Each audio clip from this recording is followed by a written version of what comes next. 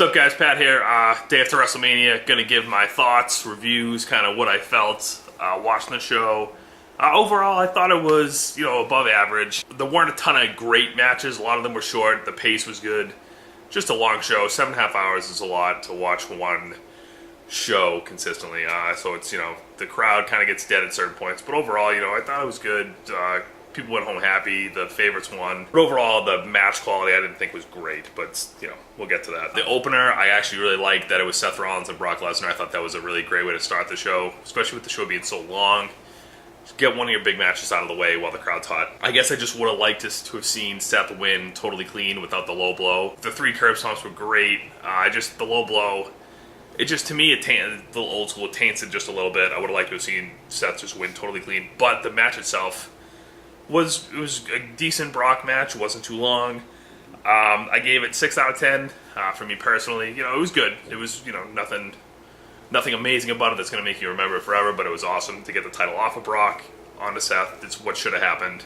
But the match itself, it was good. Then we had AJ Styles versus Randy Orton. Overall, I was a little disappointed because I thought this had a chance to be a really great match. I think a lot of matches suffered by not being able to go a little bit longer. And again, that's the problem with having 16 matches on a show. It's just hard to get everybody the time they need, especially when Triple H takes up most of the night. So they tease some high spots, the counters into the RKO, the phenomenal forearm, stuff like that. I like that. AJ really sold the knee. I really appreciated that. I love when, they actually tell the story. I thought that was really cool. Especially going into the end when AJ kind of had trouble getting the forearm off the top rope. I really thought this had a chance to be like match of the night. It was a good match, nothing crazy. I give it 5 out of 10. Yeah, just nothing really super exciting. It was just a good little match, paced well, short, sweet. It was nice. Then we had the Smackdown Tag Team Championships with the Usos, the Bar, Shinsuke, Rusev, and Alistair and Ricochet.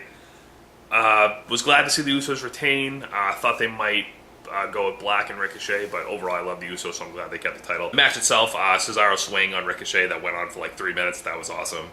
While Sheamus was doing his signature, chest punches. The 8-man top rope spot when Ricochet, I thought he genuinely was going to get hurt. I thought that was awesome. But it was a good match, chaos, shenanigans, what you expected. To that point, I thought it was the match of the night. I gave it 6 out of 10.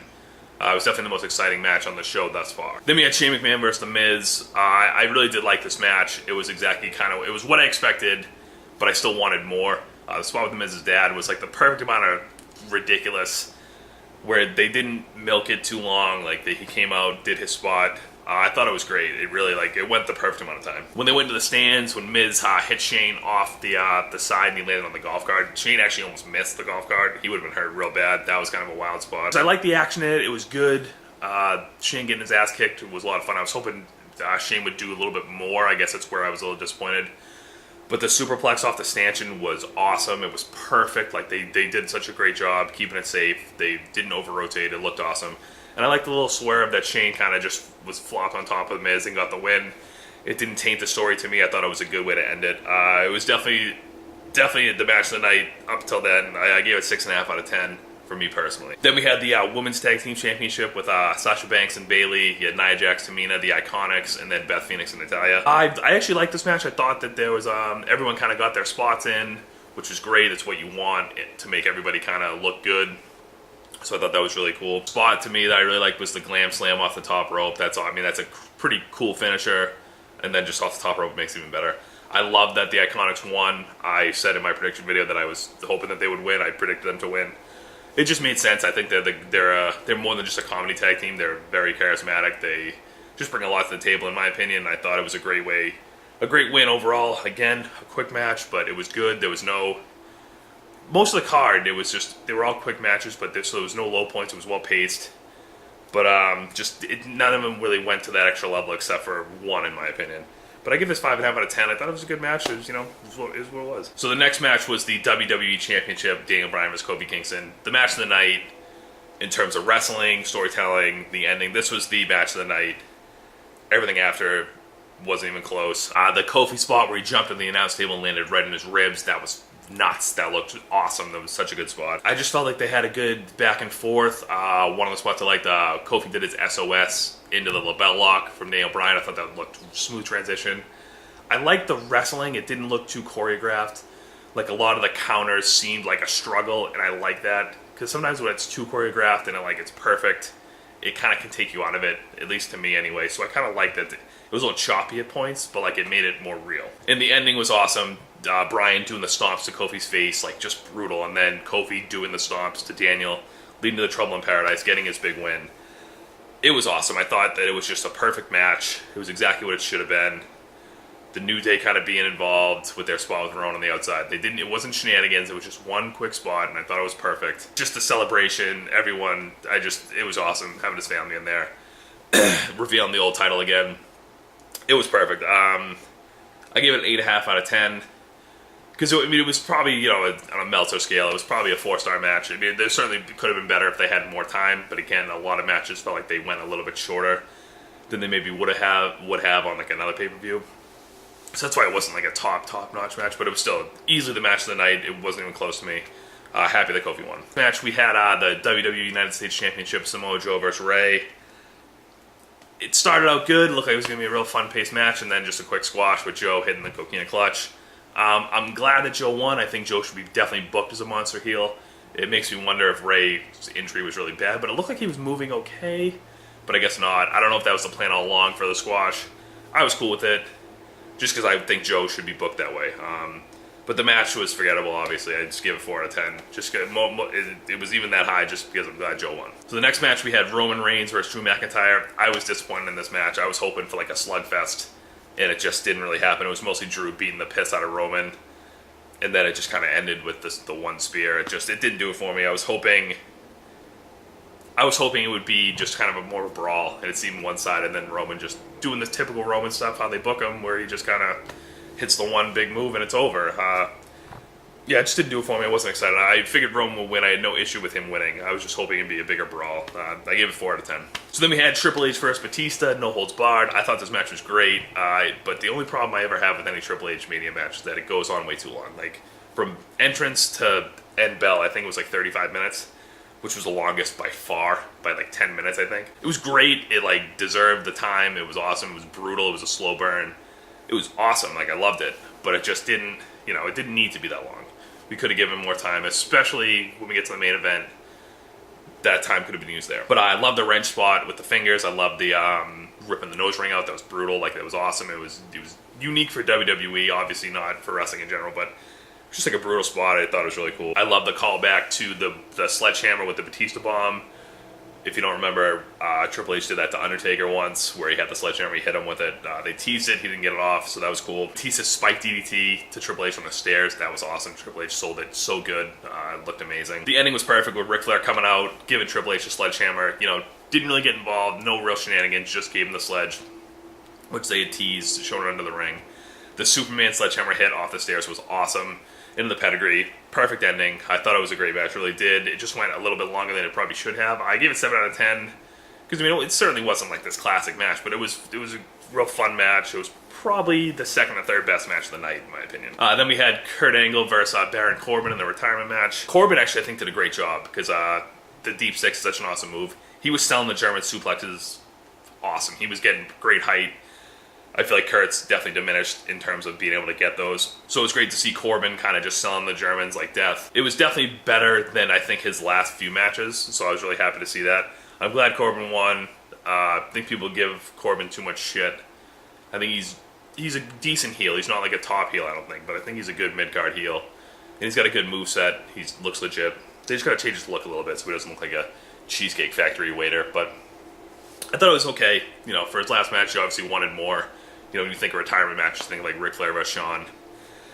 Unfortunately, Kurt Angle, so I don't think it's going to be that memorable. I gave it a 5 out of 10. It was decent enough, but it just wasn't what people wanted. So next we had the Intercontinental Championship match with Bobby Lashley versus the Demon Finn Balor. I thought the Bobby Lashley spear through the ropes on Finn easily could have been the spot of the night. I thought that was awesome. It was brutal. Finn doing a bunch of different moves, but the Demon gimmick, the powerbomb was awesome. I fully expected this to be a squash, and it was. Finn getting the win was what should have happened. But overall, again, quick match. Really wasn't that great in terms of like in ring, but it did what it was supposed to do.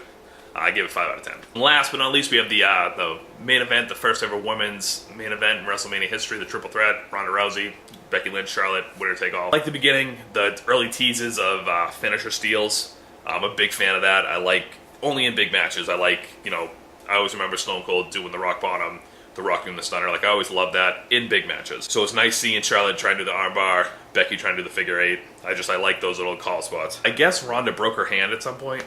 I'm wondering if it was a spot where Becky did the baseball slide and Ronda kind of double bumped on the outside and tried to catch herself. That was a brutal spot. It looked really good, but I'm wondering if that's where she got hurt. Back exploder off the top rope to Charlotte was awesome. Huge high spot. This match was going great, and then it just ended, and the finish, in my opinion, was terrible. It was terribly booked. It looked awful. Ronda's shoulders were clearly up. Like, it wasn't even close, and the ref kept counting. That's why, like, it was so anticlimactic, because, like, when I saw it, I was like, oh, she kicked out. But then the ref kept counting, and, like, it was just over. And it just, to me, it's like, it's the first ever main event. It should have ended with Becky doing the disarmer or doing a big move, back split off the top rope, something, getting the conclusive pinfall. It just didn't have that big, concise, like, blow-up moment that everybody wanted to see. So I was very disappointed. I thought it was going up to be, like, a great match. And instead, it just ended up being good. I gave it 6 out of 10, mainly because of the finish. But I was really, like, I thought it was a good match. I thought there was some good spots. I was just disappointed in the finish, so I think a lot of people were. But again, Becky winning's great. I've seen a lot of people say that, like, this is like one of the best WrestleManias of all time. I couldn't disagree more. I think overall the show was average. I think people are blinded by the fact that Kofi, Becky, and Seth won, which, don't get me wrong, that's great. That's a huge part of wrestling. You want the people that you want to win. That's obviously what you want to see. I just think the show was poorly executed. It was poorly paced. It was too long. Almost an 8-hour show, 16 matches. That's just too many. Like, I think they got to cap. I think they got to get rid of the pre-show for one. 2-hour pre-show is ridiculous. If you need to do a pre-show, do 1 hour at most, and there should be one match, maybe 2 tops. There's just too many. It's too drawn out. It's hard to keep. It's hard to give people the time that they need in some of these matches. Like, the Dan Bryan Kofi match could have been a 5-star, 10 out of 10 match if they had like another 5-10 minutes, just because they're so good in the ring. Same with the Becky Ronda Charlotte match. Like, that should have gone on for another 5-10 minutes. It got cut way too short. But, like, you know, it was good. I gave the whole show a 5 out of 10. I'm hoping Raw tonight kind of makes it even better. Like, it was good. Like, there was not, like, I'm not saying it was like awful WrestleMania, like, but I think people are overreacting, saying it's one of the best ever. Yeah, it's great that your guys won, but if be realistic, think about it. If Seth, Kofi, and Becky don't win, you're saying it's one of the worst WrestleManias ever. You know, so the match quality has to count somewhere. And overall, besides the Kofi Daniel match, no matches really stuck out for me as like being memorable WrestleMania matches. There were no real moments to me. So I think it was average. You know, it felt like it went smooth because some of the matches were quick, so it was nice to kind of go and not, you know, have any drawn out. But overall, I was a little disappointed. I thought it could have been a lot better. Obviously happy that the favorites won.